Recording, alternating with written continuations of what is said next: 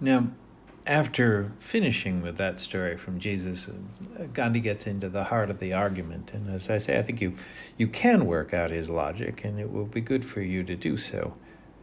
I can point out some notable places toward the end of his talk here on page 15 of this narrow version. He considers an idea that he's heard from others. Heard many of our countrymen, so many other Indians are saying. We will gain American wealth, but avoids its method. He's just finished saying that in the modern world, American wealth is the proverbial kind of wealth. It's somehow what we all think of as wealth, like the famous Rockefellers and Carnegies, the richest men of their day. But this is the prospect, because India is so poor it can't afford morality. They need economic progress, or so people think, even to become good.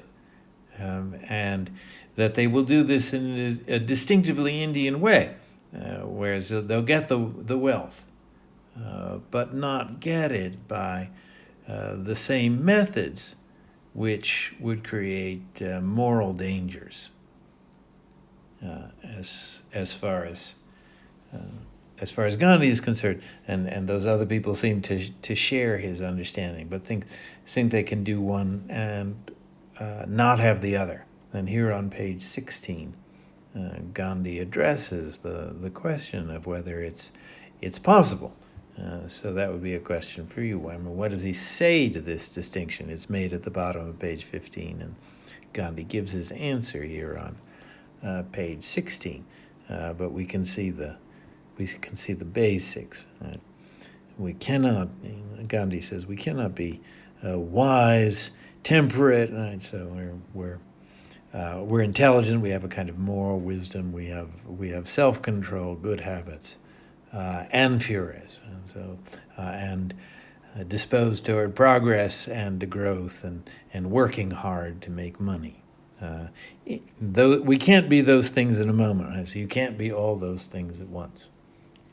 So Gandhi seems to doubt that you can separate the method from the product of that method.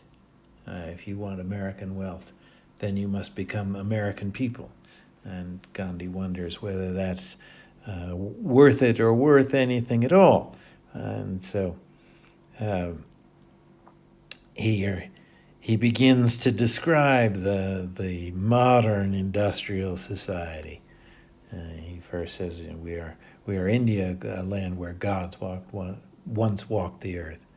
And would they be interested? Would they feel welcome to come to modern India with its factories and its famous railroad system, packed with people commuting to and from their jobs? So packed in like fish, packed in like sardines, packed in like fish in a can, and in that uncomfortable and unnatural, tedious situation. Is it possible that anything good is happening? And he says, in spite, reminding us of the people who say that India is so poor, it desperately needs economic progress so that these people can have anything at all. Now, here toward the end, he begins to quote a man he identifies as Wallace and as a great scientist. So he's using the authority of the advanced Western world in order to make his argument against the ways of that advanced Western world. And what does Wallace say? Well, simplest meaning of this quote seems to be that the modern world has not improved our morals. So if you look back into history, the standard of morality was at least as good then, right? Was in no degree inferior to what we have now. So whatever our progress is getting us, it's not progress in morality. And then he begins to make the case that not only is it not progress, but there has been a great regression and corruption in morality. And that is the natural consequence of economics on the standard model and what he calls material growth. That is everybody working hard to get richer and richer. So Wallace had looked back in history and said that past ages were not less moral than people are now. We don't seem to have made moral progress through the centuries. And then Wallace turns his attention to saying what the character of morality is now. And so that description starts at the bottom of page 17 and runs over into the next couple pages. I think you can interpret that for yourself, and it would be useful and highly important for the whole argument to understand what Wallace says. Gandhi quotes him because he agrees with him. And then finally Gandhi turns to summing up. Here he starts that section with this last paragraph on page 19. And what does he say? Under the British ages, right? So their shield. So while we were dominated by the British, while they were running our politics, we have learned many things. But we learned also that we can't get the most important things for them, and in fact, we would lose what's most important if we follow the British model. That in order to remember our morality, that we have to go off into a different direction, precisely because England is so rich. And this Gandhi thinks of as incompatible with true morality.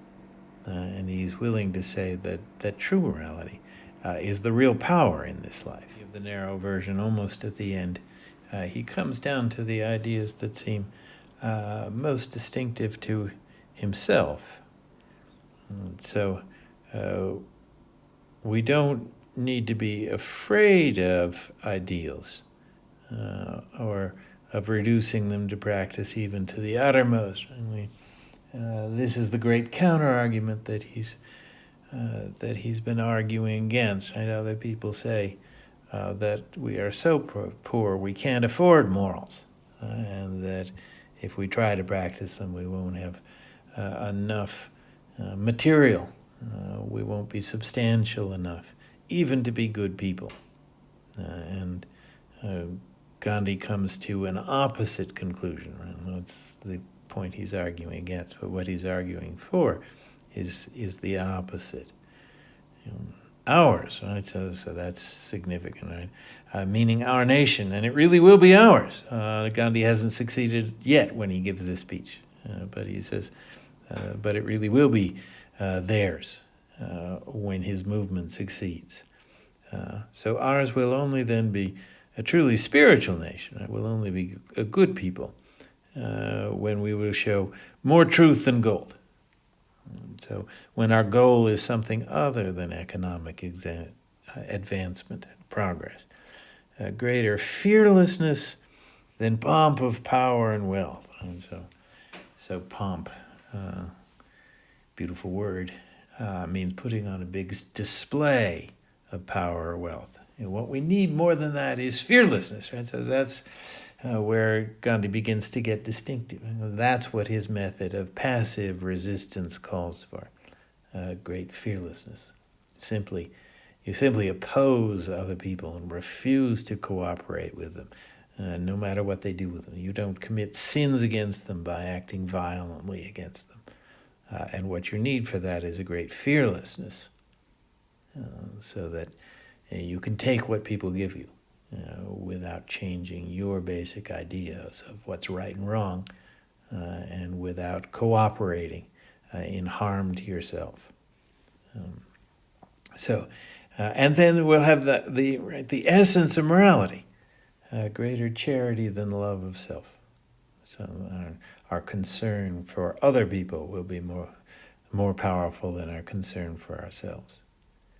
And This means that we have to clean the nation, right? Our houses, our palaces, right? Our houses where we live, the palaces where the rich people live, and the temples where our religion is. They need to be cleaned out of wealth.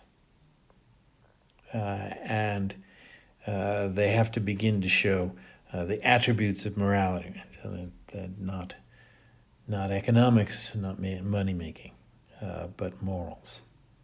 And when we do that, we can offer battle. Right? So this becomes a kind of strength to be compared to violence.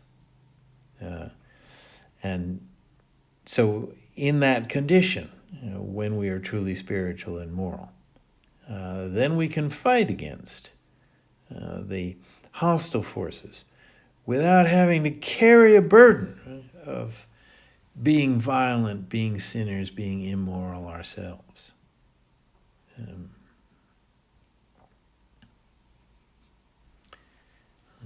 And here Gandhi ends his article. It's the last page of the narrow version. That these are the real economics. Right? So that's the basis of his claim that Jesus is the greatest economist of his age, and that the true economics is economics upside down, that works exactly backwards as the world considers it. And I hope that's helpful. There's a lot I left for you to fill in, and I believe that you could do just that, and we will talk this over on our Zoom class.